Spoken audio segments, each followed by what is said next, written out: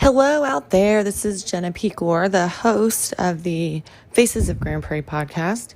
And today I'm bringing you a special treat. It is something I've not done before on this podcast. I am having the 5 of the 7 valedictorians from the Grand Prairie Independent School District on the program with me. And we're going to talk about how their year went, how they became valedictorians, what some of the challenges that they're facing as teenagers, and just some of their experiences being in school, and then what they're going to be doing moving forward. And I wanted to make this introduction because there is a part in this episode where we do discuss, I asked the question, what are some of the challenges that teenagers face today that adults should know, that we should be talking more about? And I wasn't sure how they were going to react. And we ended up having a very serious, surprisingly serious discussion to that question. And I wasn't sure if I wanted to leave all the parts of that discussion into this episode, because I just didn't really know what to do with it. But I decided, after I sent over the video to all of the students and let them have a chance to respond if there was anything that they wanted to change, and nobody did, that I was going to leave it in its entirety. And I'm glad that I did. And I'm glad that these students shared, because it was very courageous of them to talk about their experiences and what some of these teenagers are facing in society today.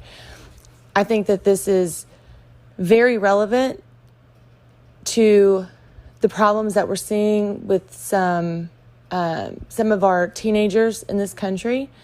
It is indicative of some of the problems that are happening on the internet that I'm not sure that adults really understand just how nefarious and dark that some of these portals of the internet can get, and what these kids today are seeing while they are online. And I think that this is a vital discussion that is going to jolt a lot of us into figuring out what we can do about solving it and about addressing it with the students that live in our community, and so that they can be more supported and we can know as adults and as mentors how we can help them moving forward. So with that said, I want to thank these students again. This was a tremendous conversation. It was so wonderful to have them all on, and I think that these kids and I keep calling them kids, these students are on to really amazing things with their lives. And I just wish them all the best. And I just am so proud that they finished out the year this way, given how it started, but that we did finish. And I appreciate the Grand Prairie Independent School District with working with me on organizing and with this and getting this together. When I told them that I wanted to do this, they were so very excited, and we're all very eager. We did have 2 students from South Grand Prairie and the South Collegiate High School that were not able to be on because they were doing college interviews that day, and we thought they were going to jump on the conversation, but they didn't get a chance to. So with that said, we're going to go ahead and get started.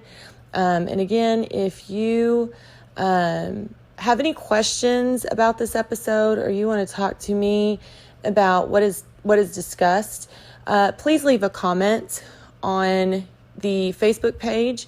You can leave a comment on the YouTube channel. This will be on both the podcast stream and also on the YouTube channel. Or you can private message me on Instagram. You can find all those at Faces of Grand Prairie. They all have the Faces of Grand Prairie handle. And you please let me know if you have any thoughts about what this episode is, or anything that comes up in this episode. I'd love to hear from you. Without further ado, here are some of the valedictorians from Grand Prairie ISD schools for the 2020-2021 graduating class. Good morning, and I'm here with a bunch of really amazing students from GPISD, and I am just so grateful that you all took your time to do this, because evidently today's the last day of school, and that's awesome that you're taking your time to come talk to me, especially since none of you have ever done a formal interview like this before, and I just really appreciate that.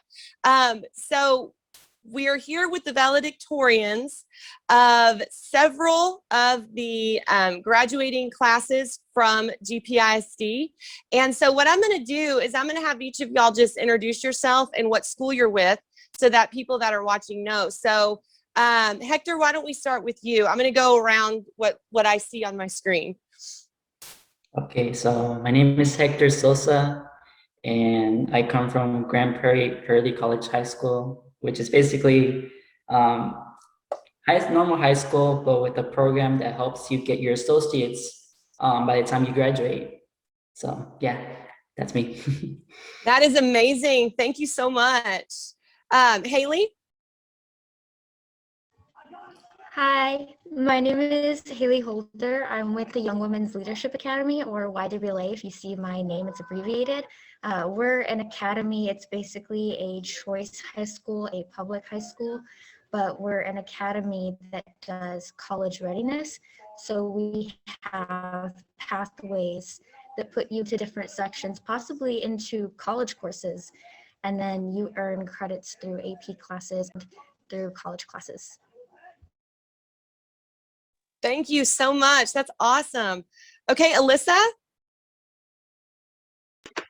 Hi, I'm Alyssa Price. I go to the Grand Prairie Fine Arts Academy, or GPFA, and GPFA is pretty much a fine arts-based school. We have all AP academics, but you also get to choose your strand. So your strand is like your musical or fine art talent. So orchestra, dance, theater, whatever you're interested in.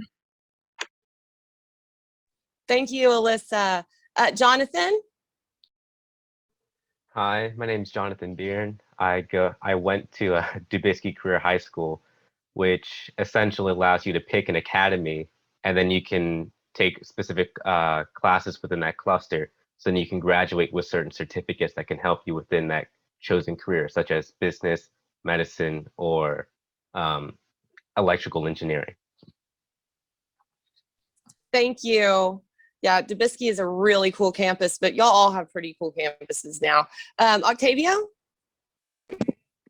My name is Octavio Andrade. I go to, GPHS, the most well-known probably. If there's any older viewers, you might know it by North Grand Prairie High School. I know the name changed a while ago. But yeah, we have, the usual things. We have the Nursing Academy. We have early college is technically part of GPHS.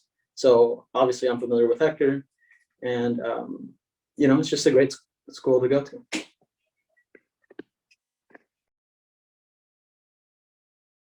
Thank you, Octavio. Yeah, I think that people that went to Grand Prairie High School, because that's definitely the oldest school in Grand Prairie, people that went to that school, if they haven't been to that campus in a while, they'd be shocked at what it looks like now, because it is really, really cool. And you mentioned the nursing program, and one of the things I want to do is go over there and have somebody tour me around with a video camera, because that nursing program is astonishingly amazing. But thank y'all so much for all being on. And I think that we are going to have a couple other students join us as they can.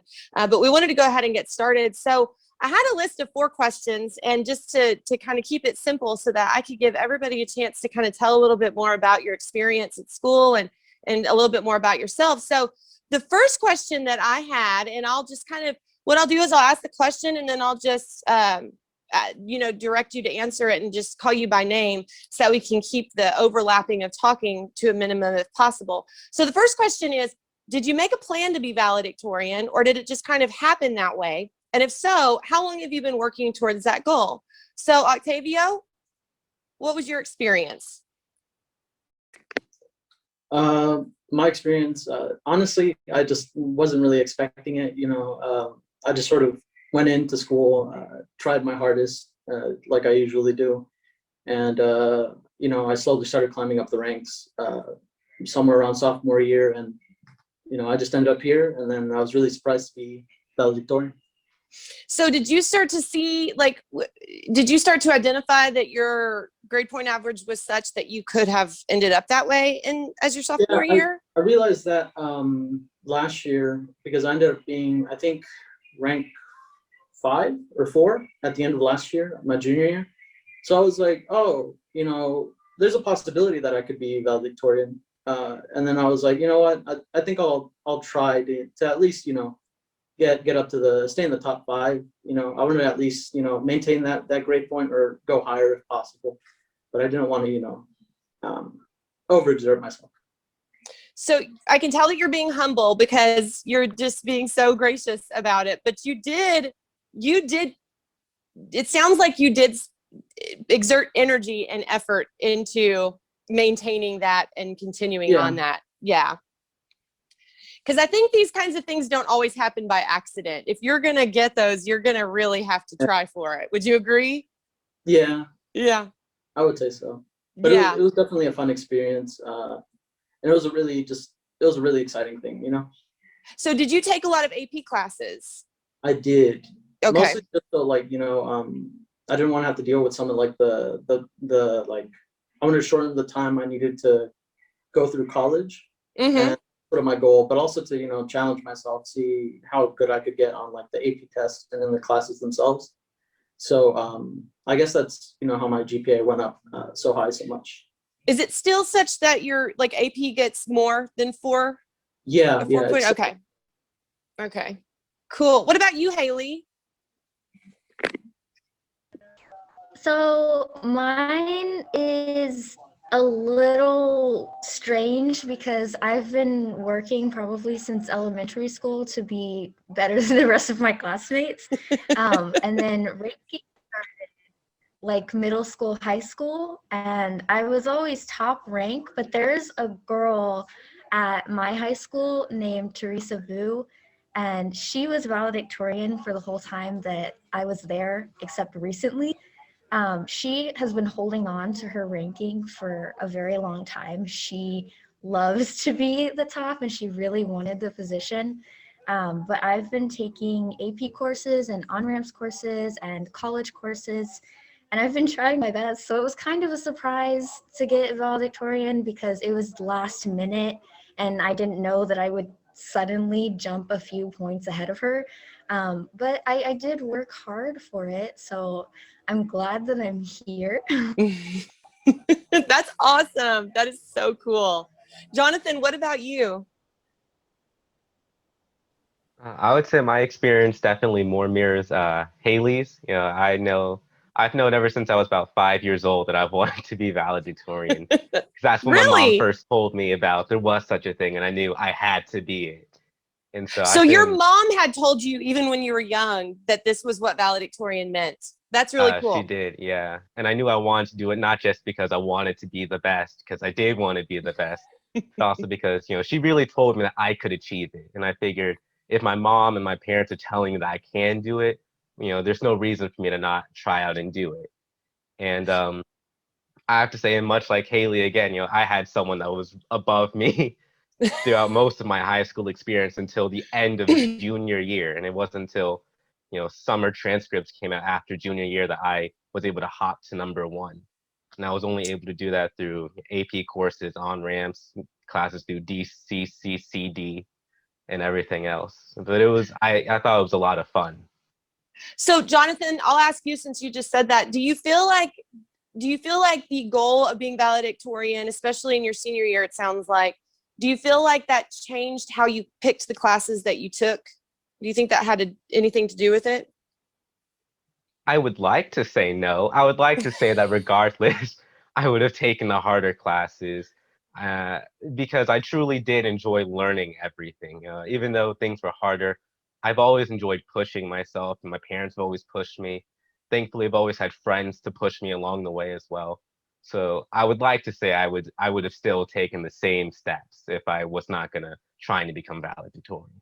So the outcome wasn't always as important as the journey itself and the learning and the learning part of it.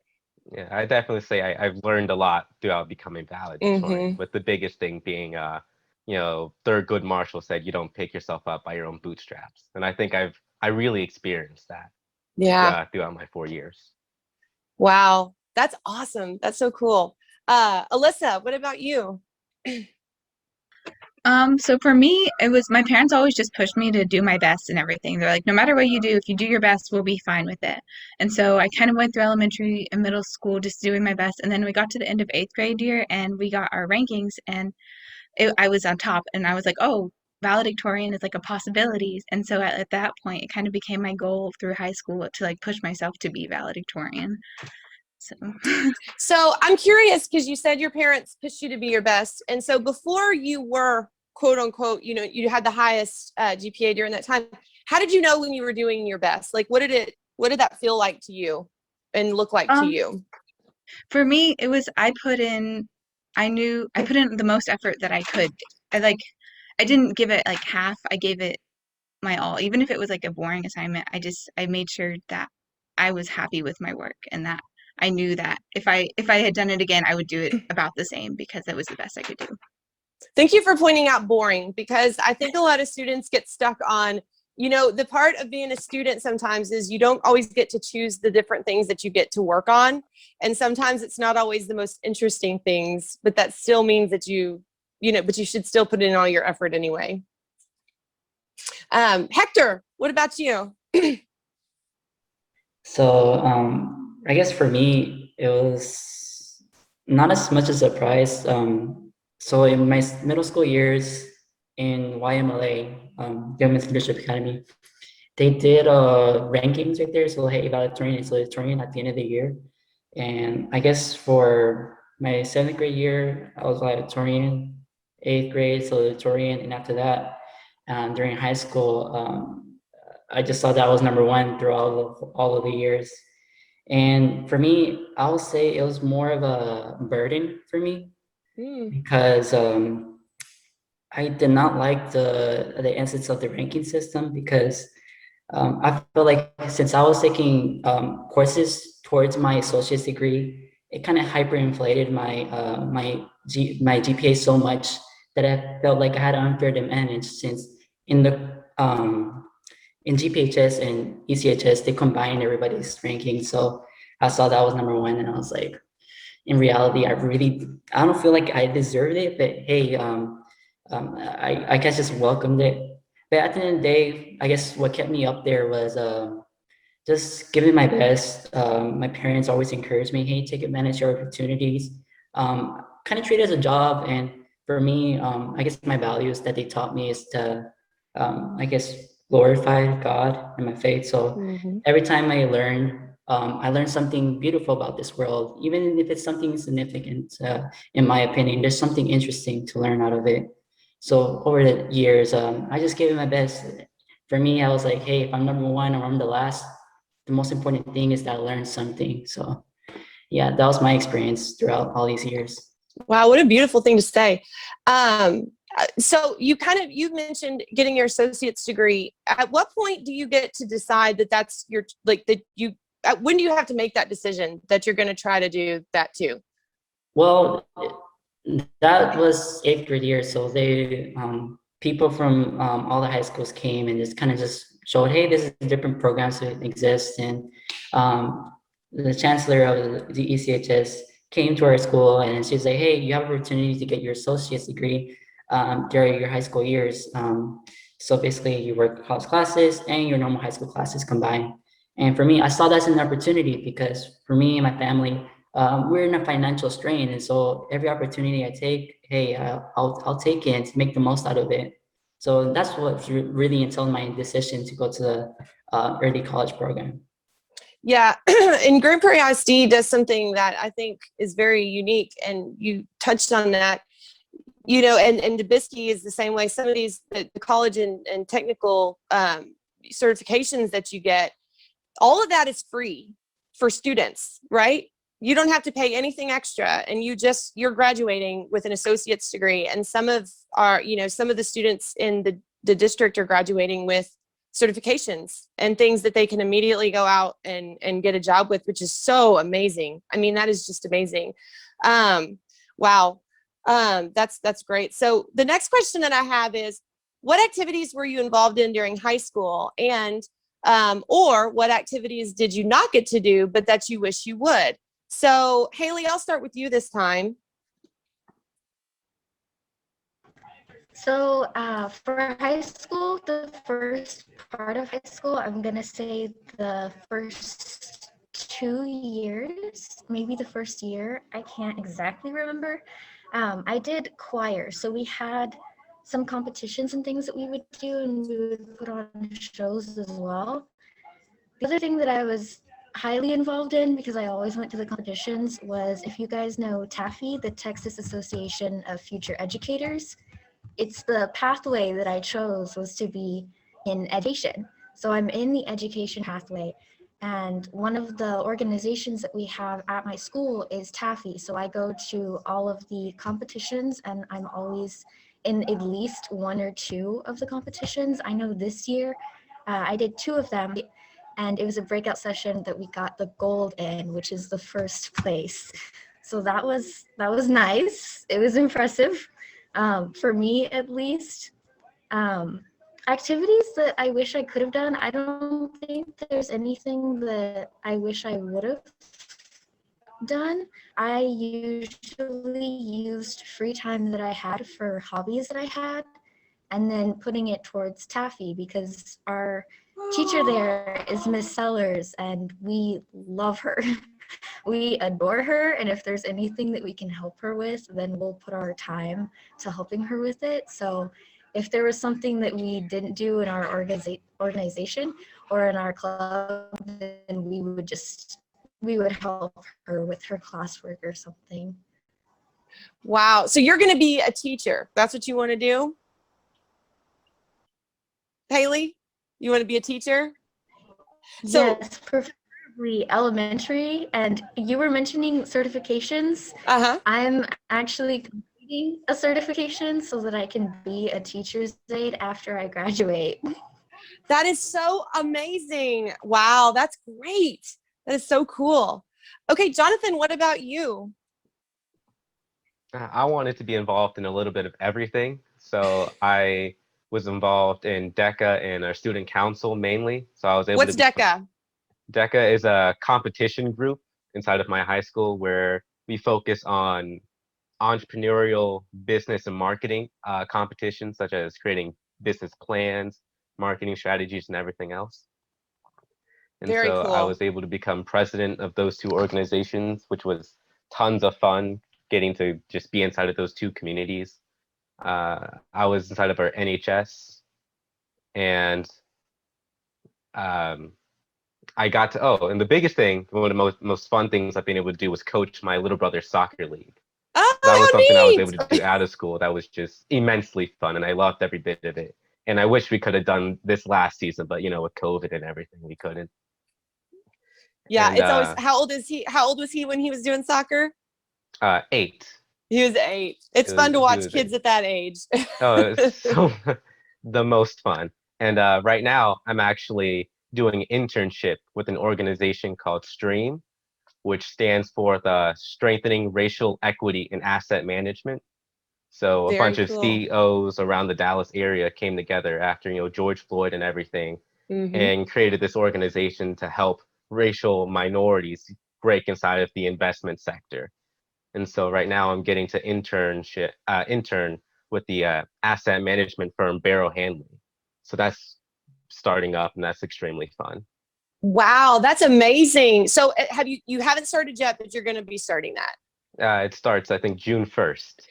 So during the summer, day. Wow. So during the summer, that's what you're going to be doing. Is the internship. Yes, ma'am. Wow, that's so amazing. I think that's just so wonderful that we have CEOs and people around that are trying to encourage people like yourselves, students that are young and trying to get into that industry, and that they are giving opportunities for that. I think that's so very important, and I love to hear that. That's really cool. Because you wouldn't have had, those are opportunities you wouldn't have normally. You wouldn't have those opportunities. So that's really neat. Alyssa, what about you? So for me, my strand was orchestra, so that was majority of what I was actually involved in high school. So we went to many competitions, like even national competitions, like the National Orchestra Festival in Orlando last year. We went right before the pandemic hit. So we've been to state competitions. This year I got to be the concert master of the orchestra, which is like the first chair, first violin, and that was a huge honor, and I really enjoyed doing that. I was also involved in NHS, and in student council last year. We helped plan events, and overall, I enjoyed doing all that stuff throughout my high school career. If I could have joined another activity, I probably would have liked to do choir. I just love music in general. So choir, I would have loved to have done it through high school, but that wasn't an option, sadly. Well, the Fine Arts Academy, you guys have a little bit of stuff going on over there.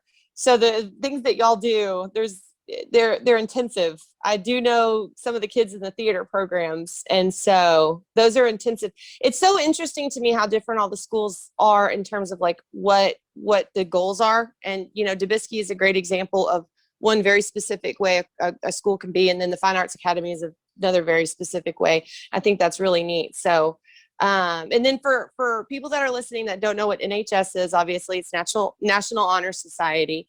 And so that's awesome. Hector, what about you? So all my 4 years, I was involved in orchestra as well, same as Alyssa. As well, we did many, we went to many competitions.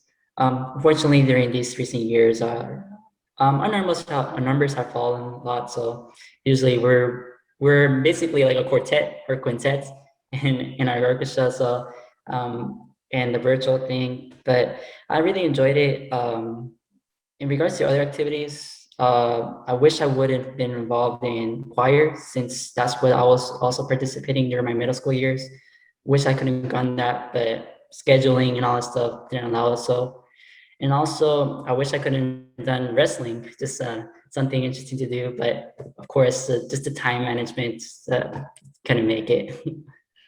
Wow, that's so yeah, wrestling would have been fun. So you've seen, do you feel like there's been a less participation in orchestra specifically, or just in all areas of like musical performance at your school? Well, in general, there's less participation in all areas. But I think the most heavily hit was more orchestra, because unfortunately it's a program that's struggling in our school. So since we're interested in it, but I kept on going because I just love music as well. I just enjoy playing the violin as well. I wish to get to a level one day that I could just express myself. If I want to create a song, then I could just, I guess, compose one through a violin.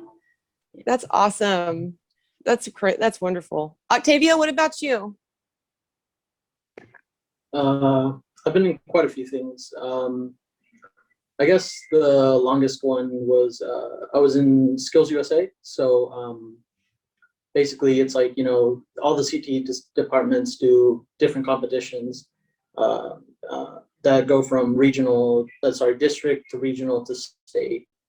There's also some national competitions that go up to nationals, but I'm mostly focused on things like animation. I did desktop publishing, things like that. And that was really fun. It really showed me different things that, you can do in life.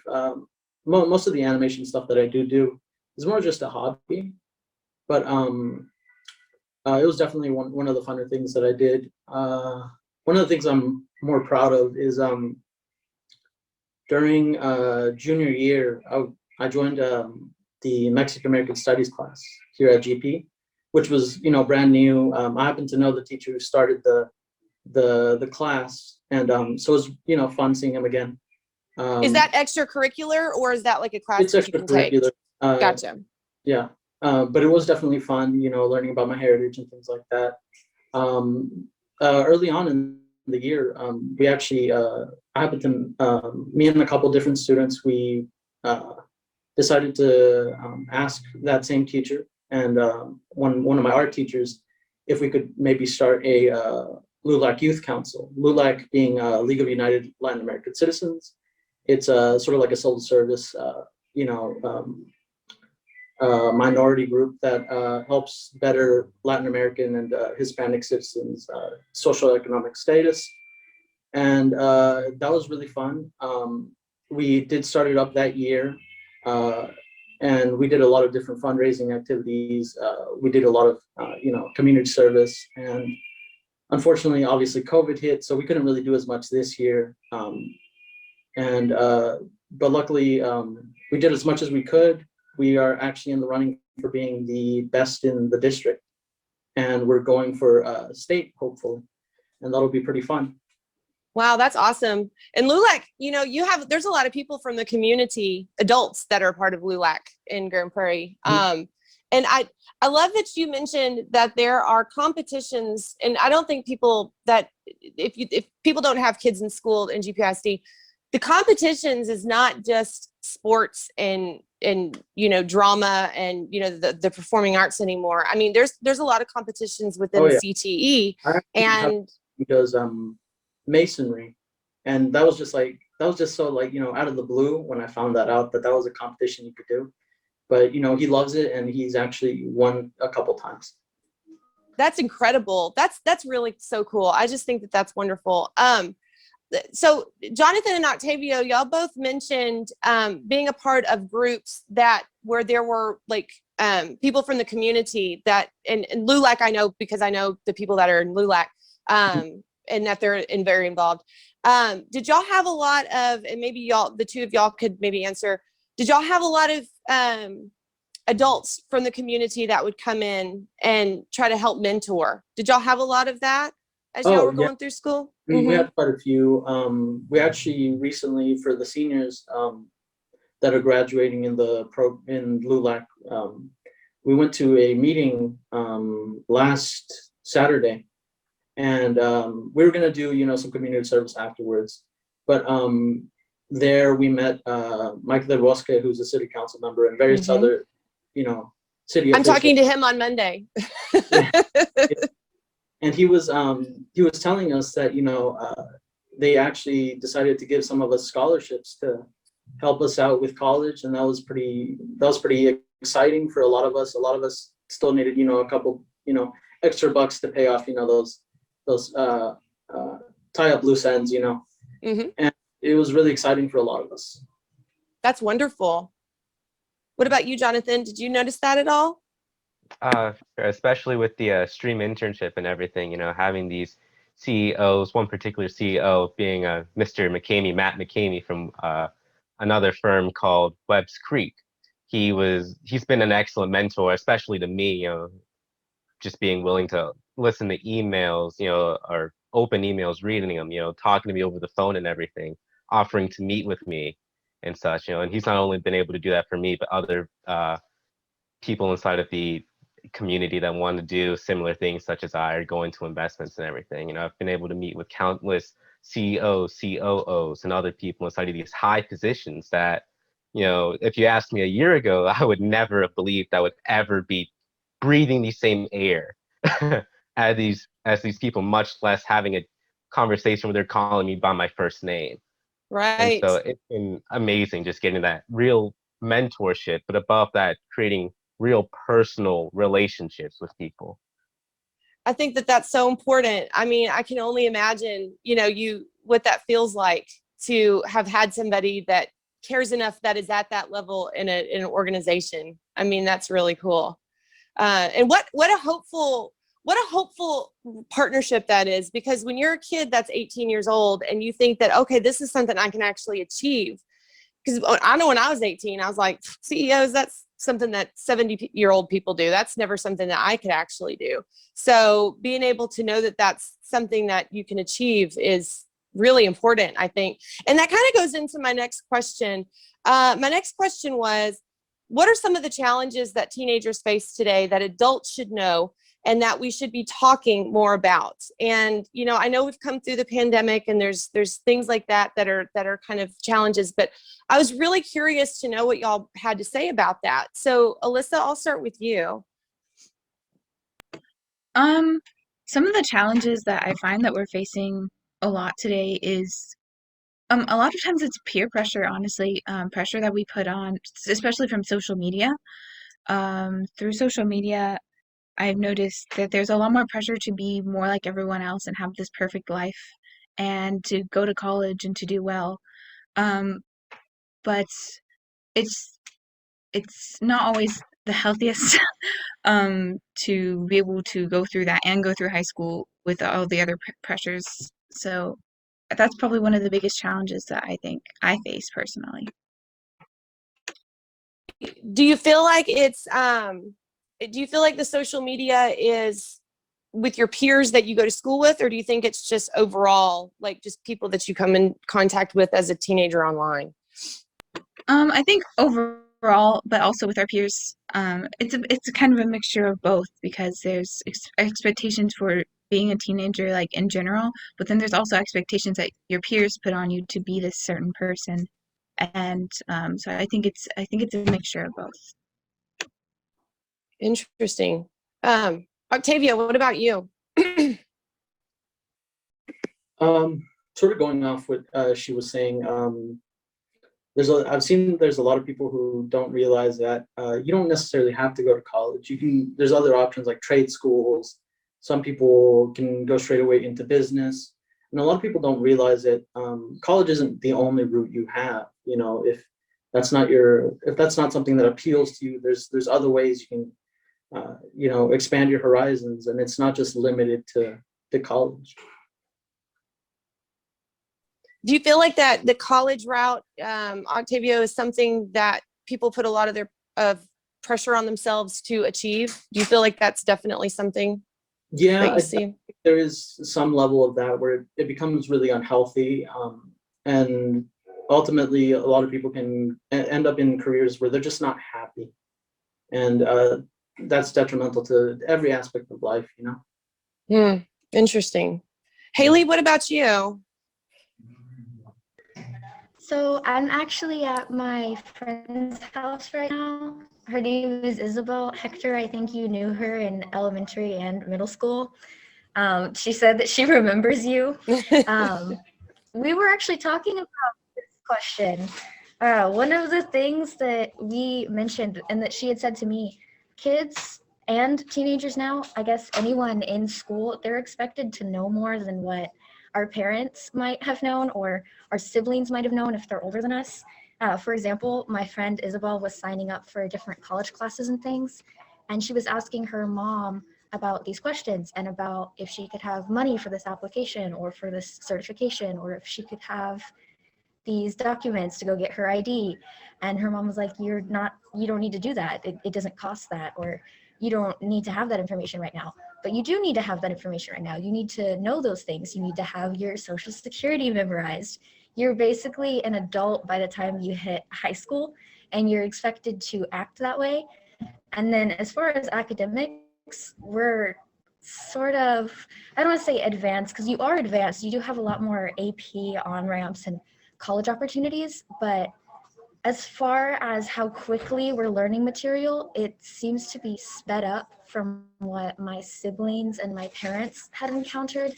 Everything that I have are things that they learned maybe in college, or things that I learned in middle school, or things that they learned later in high school. So it's just getting a lot faster, and I feel like people don't realize that I'm accumulating everything much quicker than what they had to deal with. So I'm basically at a college level right now, and from their standpoint, I might be able to obtain a degree with what they had understood when they were in college. But I haven't entered my full college experience yet.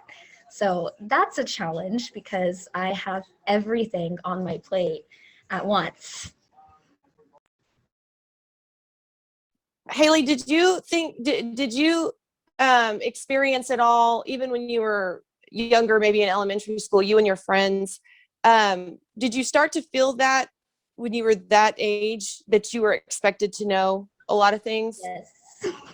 My daughter's in the fourth grade, and I know exactly what you mean. And it starts with the star, and you have the star, and you have all these expectations. But the math that she's doing in the fourth grade is math that I was doing in the sixth grade. I mean, they're doing some pre-algebra stuff, which I was like, oh my goodness. Did you have a lot of friends that struggled with grasping all that? Yes, absolutely. Actually, Isabel's younger brother, Max, he's learning about taxes and things right now. And what grade is he in? Fifth grade? He's in sixth grade. He started sixth grade this year. He's learning about taxes and things, and he was having trouble understanding the math problems because they were all word problems. And they would give him a situation like, if you had a car and you were in this situation, then how long would it take for this to get off of this type of record? And you would have to know that in the sixth grade.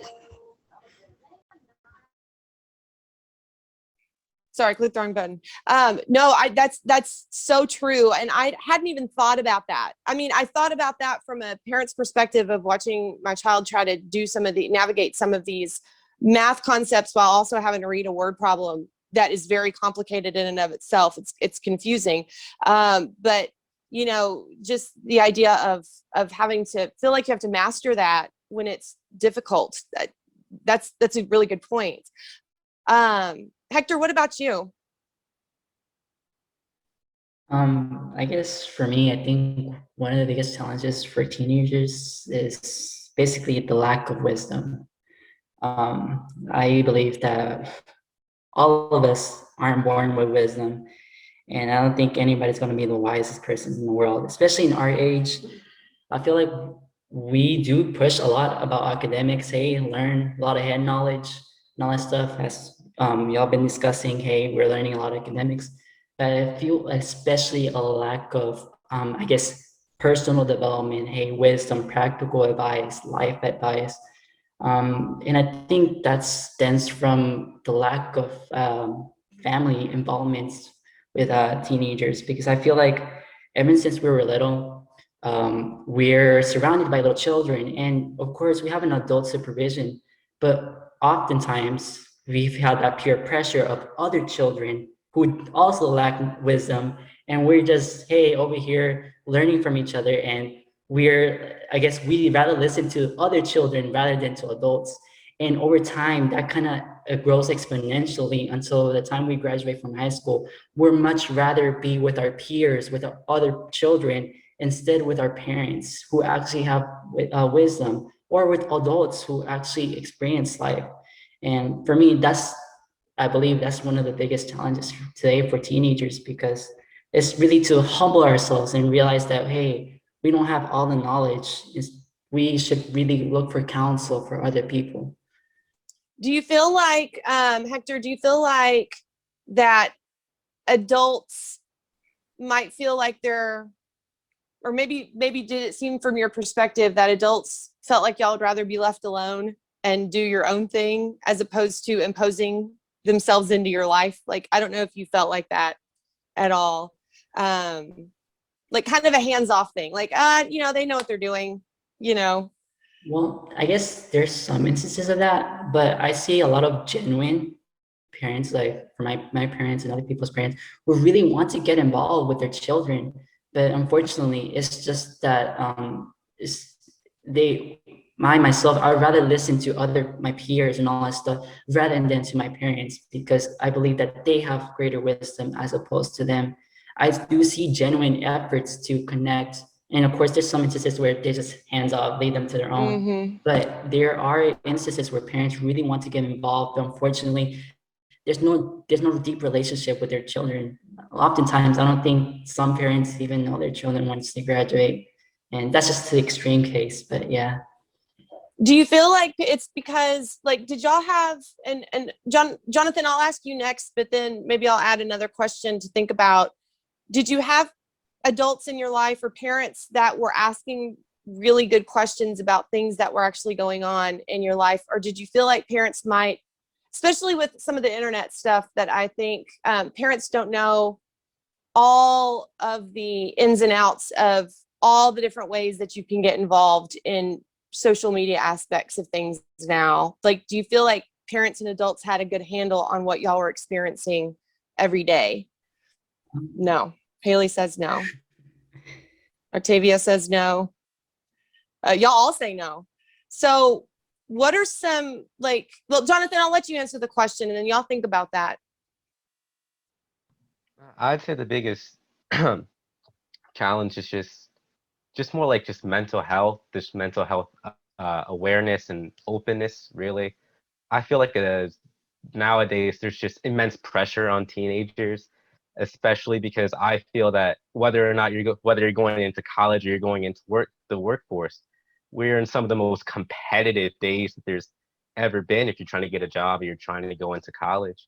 And so I feel like there's a lot of pressure to just be the best, to be perfect, and try and just get into this college or get into this job because you see the competition, you see what other people are doing around you. And I'd also say this can become a challenge because especially when you're dealing with the pandemic and everything, you're taking teenagers and you're taking us and you're taking them away from their kind of like their support groups and their friends and peers that they know that they've been able to talk to and been able to go and meet face to face with regularly, and you're taking them away from that.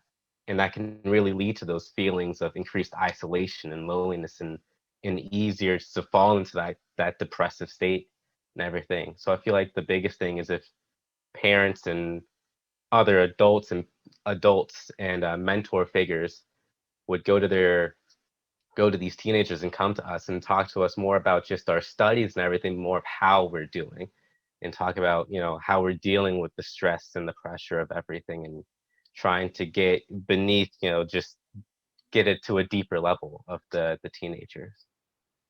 Jonathan, did you experience a lot, not you personally maybe, but just people in your peer group? You mentioned the isolation and the depression. Did you see that more frequently with the pandemic, or did you feel like it was happening before that too?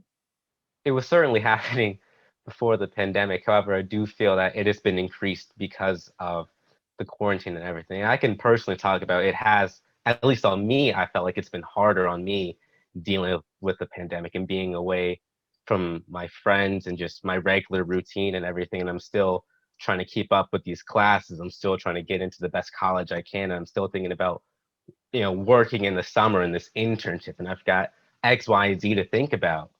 And it's been harder on me. And I've had those tough talks. Thankfully, my parents and my mom has been very open with me and have created an environment that allows me to talk about more of how I'm feeling, whether that be good or bad.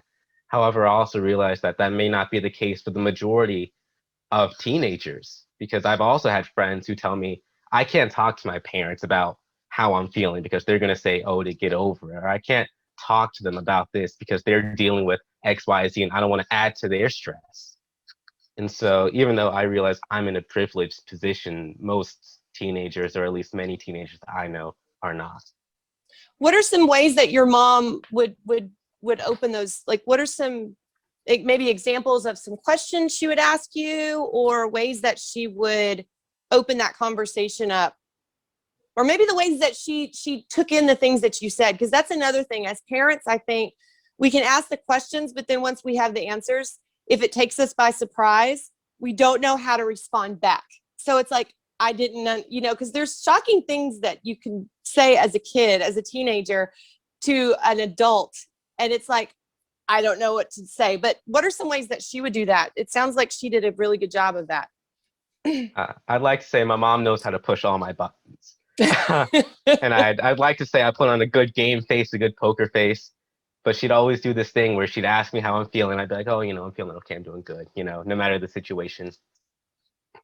And then she'd do this thing where she'd kind of just sit me down and she'd really just look at me. And she'd always kind of like put my hand inside of hers or something. And she'd ask me, you know, really again, like, no, really, how is this making you feel? And then she'd kind of talk about the situation and everything. And then she might add how she feels, or she might add, oh, you know, I would understand if you would feel this way. And she'd always make sure that I felt comfortable, and that even if I was feeling negatively, that I wouldn't I wouldn't get a negative reaction no matter what I had said. And I felt that really helped me become more open and be more vulnerable. Wow, that's incredible. Haley, you were shaking your head a lot. So what do you have some things to add? Regarding the internet and the question that you had about if they had a good hold on what we were experiencing day to day, I was shaking my head because, oh my goodness, so much has happened to me when I was younger and in middle school, and I guess a little bit in high school as well. But I've had a lot of things and a lot of trauma, first of all. I had a lot of run-ins with pedophiles, so that was something that I went to therapy for because I was abused.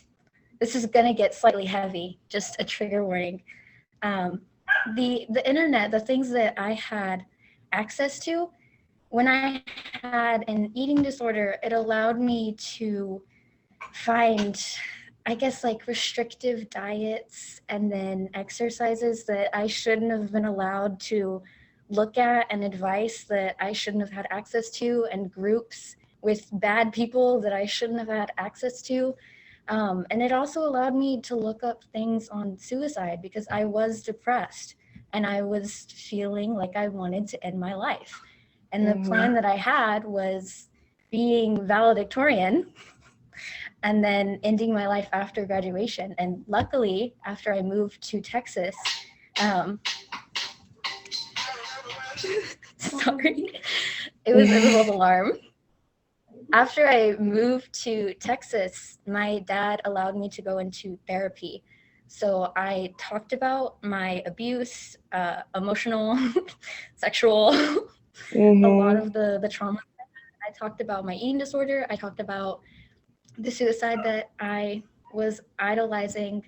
And I also ended up seeing a psychiatrist. So I have antidepressants now because I spent a few years in therapy and I tried different techniques, but I needed more.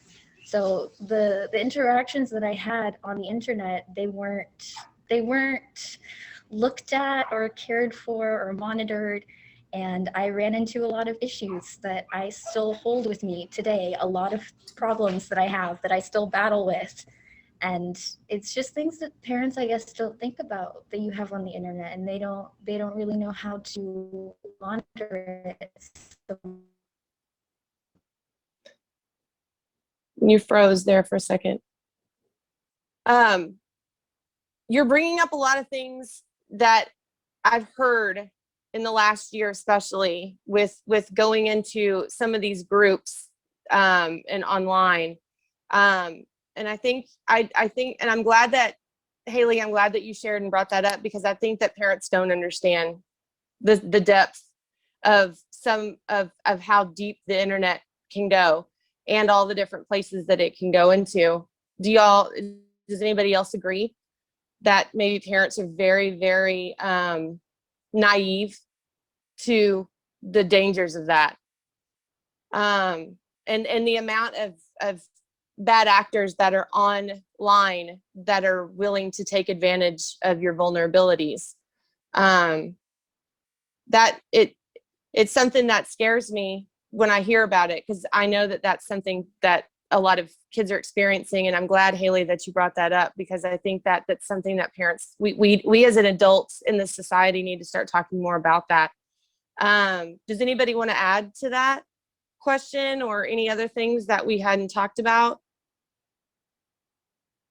No? Okay. Well, the last question that I had is, and thank y'all for sharing. I just want to say thank y'all for sharing. It's giving me a lot of things to take back to parents that I know. And so, so what are your plans after graduation, college, future, job, all that good stuff? Octavio, I'll start with you. Well, after graduation, I just plan to go to college, and I plan to go to TCU and study geoscience, so geology and things like that, because the job I really want to strive for is a job in paleontology, which is the study of, like fossils and prehistoric life and things like that. That's incredible. So you're going to TCU in the fall? Yeah. Oh, wonderful. Congratulations. Thank you. Alyssa, what about you? I plan on going to college after graduation. I'm going to UTA, and I'll be majoring in music education. So I hope to eventually become a high school orchestra director. That's wonderful. You know what's so funny is my stepson, he played bass clarinet and he chose that instrument because he was doing clarinet and then decided, wait a second, there's a lot less people doing bass clarinet. So I have a lot more opportunity to like play.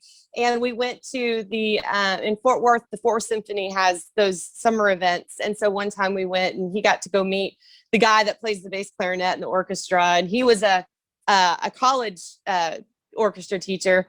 And so it was so funny. You would have thought he was a celebrity. My stepson was like, can I meet you? And he's like, me? What do you want to meet me for?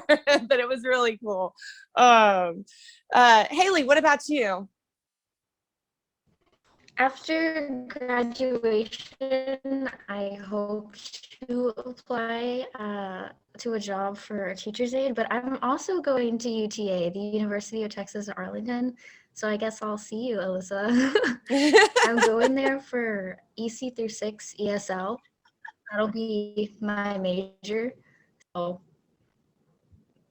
congratulations. That's wonderful. That's wonderful. Jonathan, what about you? After graduation, I plan on going to college, going to Princeton University. So that's a little far, but I'm sure it's going to be fun. I'm excited for it, definitely. How's your mom feeling about that?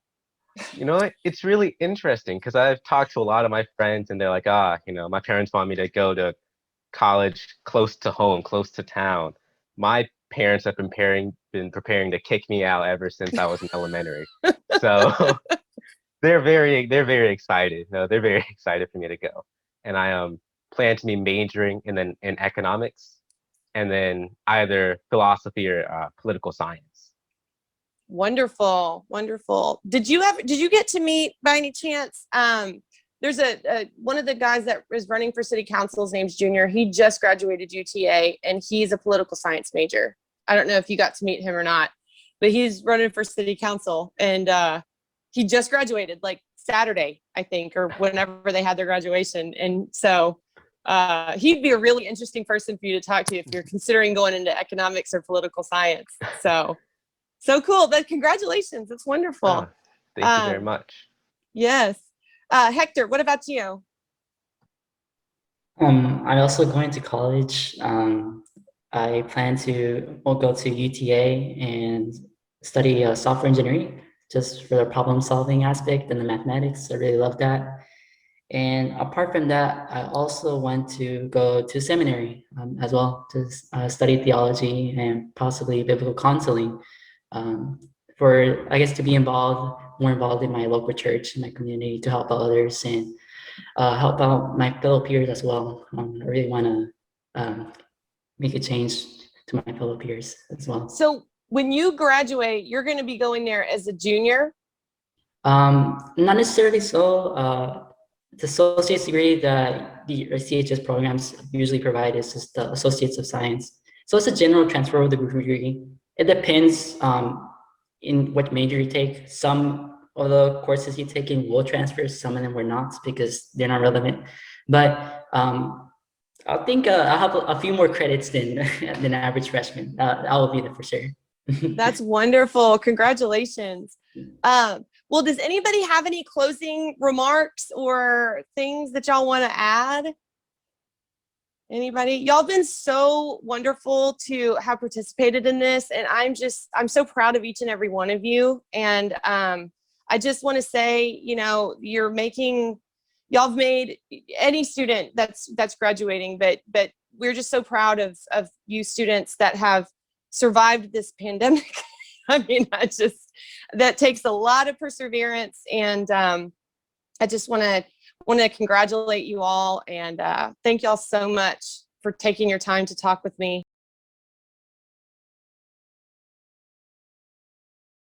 If you or someone you know is experiencing an emergency mental health crisis or is in danger of harming self or others, call 911 or go to the nearest emergency room or use these additional resources. Suicide Prevention Hotline, 1-800-273-8255. Dallas County Mobile Crisis Unit, 1-866-260-8000. Or iCare Call Center. See below. Call or text 817-335-3022. We also have Children First, Inc., which is an organization in the city of Grand Prairie that provides hope and healing through counseling and education for children without regards to ability to pay.